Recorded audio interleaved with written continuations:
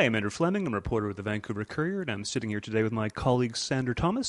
Sandra's done a story this week that's generated quite a bit of interest. It's an ongoing story. It involves one of the parks, one of the bigger parks in Vancouver, that's having a huge injection of cash, and there's some controversy over who's going to manage the whole thing. What can you tell me about the latest, Sandra?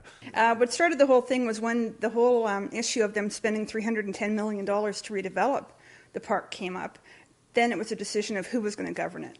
It's been governed by the P&E, the Pacific National Exhibition, since 2004, but that was an interim decision.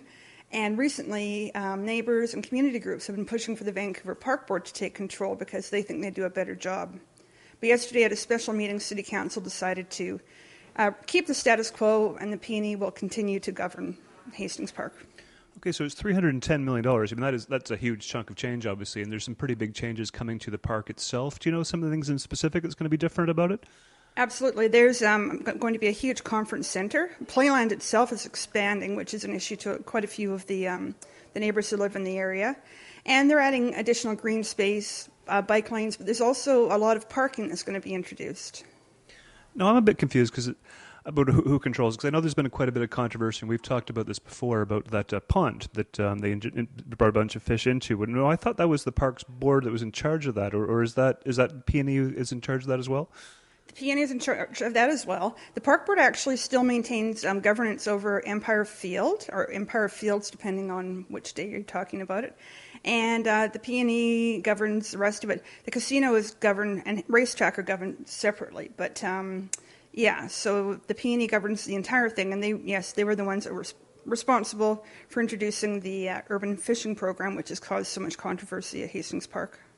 Okay, so if I understand it correctly, so people wanted the Park Board to get a handle of it, but instead they're going with the P&E. Is this kind of a slight to the Park Board, anything like that, or is it just simply, I don't know, money management? Well, there was discussion by the P&E saying that should the Park Board take control, that they would probably step back. They have year-round programs there. They have concerts. They have hockey. They raise a lot of money, and they've just not really threatened, but just suggested that if the Park Board did take it over, that wouldn't happen anymore, and then who would pay for it all? Okay. Well, it sounds like a controversial decision. I'll see what happens in the long run. But speaking of controversy, I'm curious about, of course, this week is Pride Parade. For any of you viewers at home, if you want to get your yayas out, you should come on down to Davie Street, where it's always going to be the annual Gay Pride Parade. Now, I understand this year there's going to have quite a few Canadian Olympians going to be coming out. I mean, there's a lot of controversy. As you probably know, the Sochi Games in Russia, they're cracking down on gays and lesbians, and there's a lot of pressure to do something about this. What can you tell me about the parade this year? Well, I think, Andrew, that's going to become the unofficial theme. I don't think it was planned that way, but I think we're going to see a lot of people marching in solidarity with Russia. There are a lot of Canadian Olympians marching, and their whole focus is to give out the message that everyone has the right to play and everyone has the right to be an athlete, no matter if you're gay or straight, your race, whatever.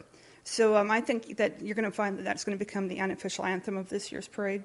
I wonder if they're ever going to talk about doing an actual boycott, because it was 1980, I guess, the Moscow Games was boycotted, and I confess I've forgotten the actual reasons, it's apart from them being the evil empire and all, but it sounds like they're still evilish and empire-ish. But I wonder if there'd be any serious movement about boycotting this year. I believe there's a number of campaigns that people are doing to sort of protest this. Can you tell me a bit about that?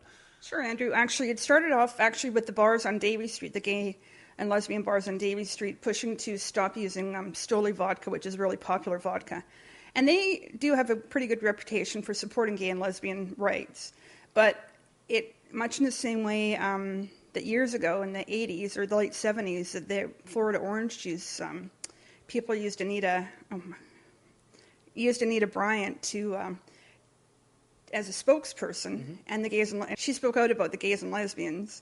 So they're trying to start small. They see small things can do great things, and so it's expanded now. And not only are the gay bars boycotting Stoli, but straight bars are. And now the city of Vancouver has actually come out with an official statement about supporting the gays and lesbians of Russia.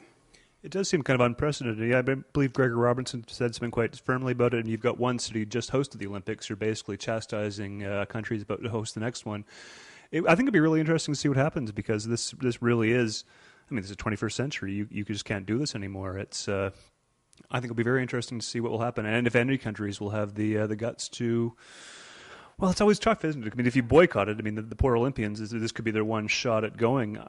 I'm looking forward to hearing more about individual gay athletes, what and if they'll say, because if you are gay and you come out chastising about this, when you actually show up in Russia, what might become of it? But I think that's about all the time we have for now. Thanks for talking to me about this, Sandra, and let's get back to work, shall we? Okay.